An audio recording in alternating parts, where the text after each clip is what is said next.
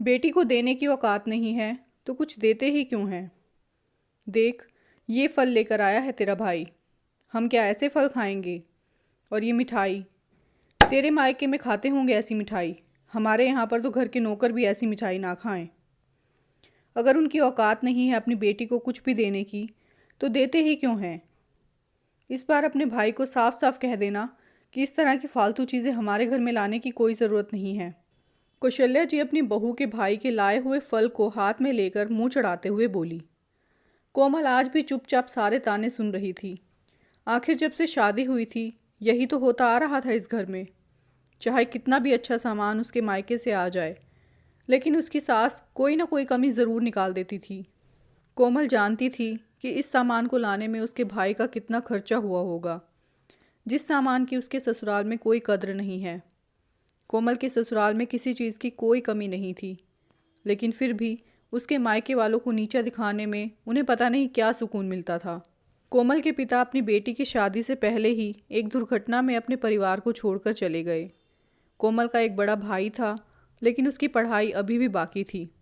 अचानक हुए इस हादसे ने उनके परिवार की नींव हिला दी थी। उनके घर में उनके पिता के अलावा कमाने वाला कोई नहीं था। ऐसी स्थिति में कोमल की बुआ उसके लिए एक रिश्ता लेकर आई तो उसकी माँ और भाई ने सोचा कि कोमल की शादी एक अच्छे परिवार में कर दी जाए तो कम से कम बेटी तो अपने ससुराल में खुश रहेगी। लेकिन उन्हें नहीं पता था कि दिखने में जो लोग इतने बड़े हैं उनका दिल उतना ही छोटा था। जब भी कोमल मायके आती या फिर उसका भाई मायके से कोई भी शगुन लेकर जाता तो कोमल को 1000 ताने सुनने पड़ते। ये क्या मिठाई लेकर आया है तेरा भाई? ये कैसे सस्ते से सूट उठाकर ले आया? तेरे भाई को शर्म नहीं आती बहन के घर में 2 डब्बे उठाकर लाते हुए? कोमल को ये सारी बातें बहुत बुरी लगती थी। ये सारी बातें उसके मन में तीर की तरह चुभती थी, लेकिन फिर भी वो अपने माता पिता के दिए संस्कारों की वजह से हमेशा चुप रहती। कभी पलटकर जवाब नहीं देती थी, सिर्फ अकेले में आंसू बहा लेती थी। उसे पता ही नहीं चला कि कब उसका स्वाभिमान उसकी लाचारी में बदल गया। अगर वह पलटकर कुछ बोलना भी चाहे तो उसका पति उसे कभी बोलने नहीं देता था, और जब पति भी उसका साथ नहीं देता था तो वो बिल्कुल कमज़ोर पड़ जाती थी। वहाँ कोमल का पति अपनी माँ की हर बात मानता था। कोमल उसके लिए कोई मायने नहीं रखती थी। एक लड़की अपने पति का हाथ थामकर अपने ससुराल में आती है ये उम्मीद लेकर कि जिस तरह लड़की उसके परिवार का सम्मान करेगी उसी तरह से उसका पति भी उसके मायके वालों का पूरा आदर सम्मान करेगा। लेकिन यहाँ तो उसके परिवार के सम्मान की रोज़ धज्जियाँ उड़ाई जाती थी। आज भी वही हुआ जो हमेशा होता था।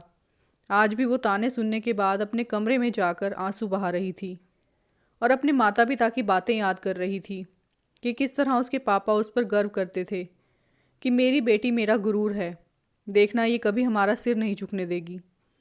ये बात याद आते ही कोमल को झटका सा लगा कि बस अब और अपने मायके वालों की बेइज्जती नहीं होने दूंगी। कोमल ने मन ही मन कुछ तय कर लिया था। होली आने वाली थी तो कोमल के मायके से भी इस बार उसका भाई शगुन लेकर आया। भाई को देखते ही उसकी सास ने अपनी आंखें बड़ी कर ली।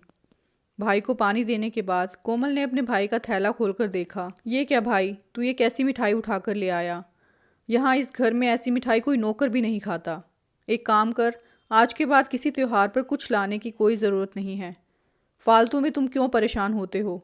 मेरे ससुराल में किसी चीज़ की कोई कमी नहीं है जो वहाँ से कुछ आने का इंतज़ार करें। आज के बाद ये फॉर्मेलिटी करने की कोई ज़रूरत नहीं है। भाई को अपनी बहन का ये कहना बहुत बुरा लगा।